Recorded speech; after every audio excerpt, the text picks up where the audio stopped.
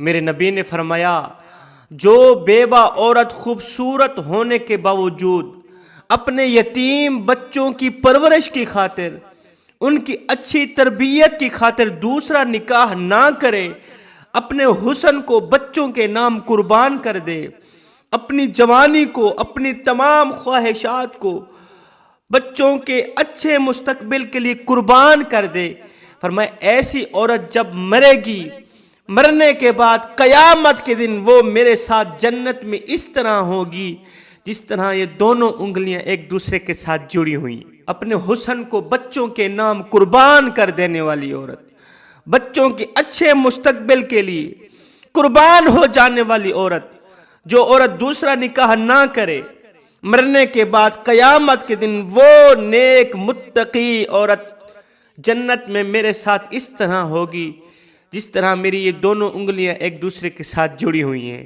کسی نے پوچھا یا رسول اللہ، جب ماں بچے کو دودھ پلاتی ہے تو دودھ پلانے کا بھی اسے کوئی ثواب ملتا ہے؟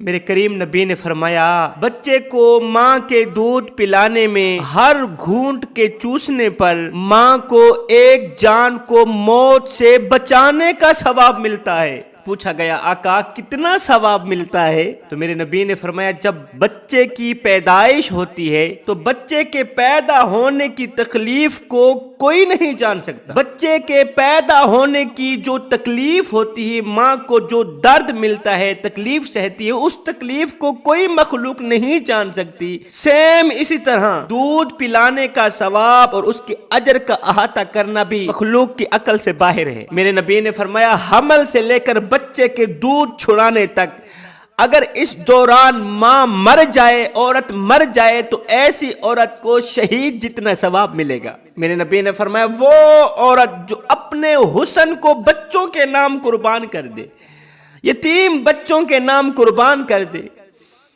اس کو خدشہ ہو کہ اگر میں دوسرا نکاح کر لوں گی تو میرے بچے خراب ہو جائیں گے، ان کا مستقبل خراب ہو جائے گا، بچوں کی اچھی طرح پرورش نہیں کر پاؤں گی، ان کو انسان نہیں بنا پاؤں گی، اگر میں نے دوسرا نکاح کر لیا تو اپنے ان چند بچوں کو نئی زندگی نہیں دے پاؤں گی، ان کو تعلیم نہیں دے پاؤں گی، جو دوسرا آنے والا ان کا باپ ہوگا ان کی دیکھ بھال نہیں کرے گا۔ اگر ماں کو یہ خدشہ لاحق ہو، اس سوچ کی بنیاد پر اگر ماں دوسرا نکاح نہ کرے، تو میرے نبی نے فرمایا قیامت کے دن وہ ماں اور میں جنت میں اس طرح ہوں گے جس طرح یہ دونوں انگلیاں ایک دوسرے کے ساتھ جڑی ہوئی ہیں۔ کسی عورت نے پوچھا یا رسول اللہ یہ تو بیوہ عورت کے لیے ہے، بیوہ عورت ہو اگر وہ بچوں کی دیکھ بھال کرنے کے لیے اپنا حسن بچوں کے نام قربان کر دے، اپنی جوانی، اپنے تمام خواہشات، اور اگر عورت کے بچے نہ ہوں، اس کا شوہر بھی زندہ ہو، اس کی خواہش ہو کہ قیامت کے دن میں اپنے نبی کے ساتھ اس طرح ہوں جس طرح یہ دونوں انگلیاں ایک دوسرے کے ساتھ جڑی ہوئی ہیں، تو ایسی عورت کی یہ خواہش تو پوری نہ ہوئی نا؟ میرے کریم نبی نے فرمایا کیوں نہ ہوئی؟ میرے کریم نبی نے فرمایا تم 5 عمل دنیا میں کر لو، 5 عمل دنیا میں کر لو، قیامت کے دن تم بھی میرے ساتھ اس طرح ہوں گے جس طرح یہ دونوں انگلیاں ایک دوسرے کے ساتھ جڑی ہوئی۔ 5 کام کون کون سے ہیں؟ حضرت سیدنا علی المرتضیٰ شیر خدا کرم اللہ وجہ الکریم نے اس کو روایت کی، فرمایا کہ 5 کام ایسے ہیں جو عورت بھی ان 5 کاموں کو سر انجام دیتی ہے، عادی بن جاتی ہے ان 5 اعمال کی، تو مرنے کے بعد قیامت کے دن جنت میں آقا کریم علیہ السلام کے ساتھ اس طرح ہوں گی جس طرح یہ دونوں انگلیاں ایک دوسرے کے ساتھ جڑی ہیں۔ فرمایا نمبر 1 5 وقت کی نماز ادا کرنے والی عورت۔ فرمایا نمبر 2 جب رمضان کا مہینہ آئے تو روزے رکھنے والی عورت۔ نمبر 3 اپنی شرم گاہ کی حفاظت کرنے والی عورت۔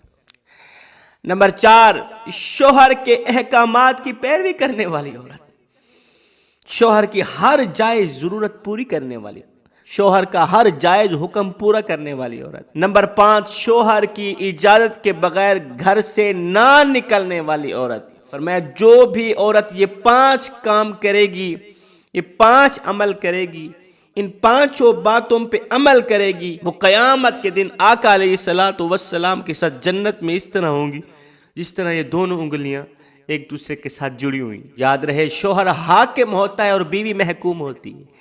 شوہر حاکم بیوی محکوم، اس کے الٹ کا خیال کبھی دل میں لائیے گا بھی نہیں. شادی کے بعد زندگی کے ایک نئے دور کا آغاز ہوتا ہے، ایک نئی زندگی کا، ایک نئی دنیا کا آغاز ہوتا ہے.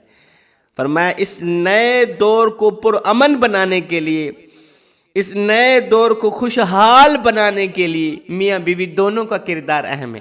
جس گھر میں میاں بیوی آپس میں خوش ہوں، میاں بیوی ایک دوسرے کی فکر کرتے ہوں، ایک دوسرے سے محبت کرتے ہوں، 5 وقت نماز پڑھتے ہوں، فرمایا ایسے گھر رزق اس طرح آتا ہے، اس طرح آتا ہے جس طرح میٹھی چیز کے اوپر مکھیاں بیٹھتی ہیں. ایک مثال دی گئی، میٹھی چیز کے اوپر جس طرح مکھیاں بیٹھتی ہیں نا، رزق بھی ایسی اڑ اڑ کے آتا ہے، ان کو پتہ بھی نہیں چلتا رزق کہاں سے آ رہا ہے. یہ محبت کا اجر ہے، گھر میں امن کا اجر ہے. میں دعا کرتا ہوں مالک ہمیں بھی نماز پنجگانہ با جماعت ادا کرنے کی توفیق عطا فرما. میری ماؤں بہنوں بیٹیوں کو شوہر کا احترام کرنے کی، شوہر کی رسپیکٹ کرنے کی، شوہر کی عزت کرنے کی، شوہر کی اجازت کے بغیر گھر سے نہ نکلنے کی توفیق عطا فرما. اپنی عزت اور آبرو کی حفاظت کرنے کی توفیق عطا فرما. اپنی آنکھوں میں حیا رکھنے کی توفیق عطا، آنکھوں میں حیا کا سرما ڈالنے کی توفیق عطا فرما. اے اسلام کی مقدس شہزادی، تو مقدس شہزادی ہے، تیری آنکھ میں حیا کا ہونا لازم ہے، تیری آنکھ میں غیرت کا ہونا لازم ہے. اگر تیری آنکھ میں حیا ہے تو سب کچھ ہے. اگر تیری آنکھ میں حیا نہیں ہے ابھی تک تو ایک اچھی انسان نہیں بنی. مسلمان ترہی دور دی گل. کسی کی نظر میں اچھے تھے، کسی کی نظر میں برے تھے. حقیقت میں جو جیسا تھا ہم اس کی نظر میں ویسے ہی تھے. نیک نے نیک سمجھا، بد نے بد جانا مجھے، جس کا جیسا ظرف تھا اتنا ہی پہچانا مجھے. آج کل تو جو لوگ منہ پر نہیں بول سکتے وہ واٹس ایپ پہ سٹیٹس لگا لگا کے ہمیں تانے دیتے ہیں. اللہ جب ناراض ہوتا ہے روٹی بند نہیں کرتا. اللہ جب ناراض ہوتا ہے رزق بند نہیں کرتا. اللہ جب ناراض ہوتا ہے سورج کو حکم نہیں دیتا کہ فلاں شخص میرا نافرمان ہے. تیری کرنیں اس کے آنگن میں نہیں جانی چاہیے نہ بندے نہ. اللہ جب ناراض ہوتا ہے تو سجدوں کی توفیق چھین لیتا ہے. اللہ جب ناراض ہوتا ہے تو یہ من اجڑ جاتا ہے. اور سید کو اتنا تو بتا دو، جس بندے کا من بھی اجڑ جائے اس کے پلے رہتا ہی کیا ہے. اے نوجوان، زندگی میں کوئی ایسا کارنامہ سر انجام مت دینا کہ تیرے بوڑھے باپ کی عزت والی پگڑی کسی کمینے کے پاؤں تلے نہ رودی جائے.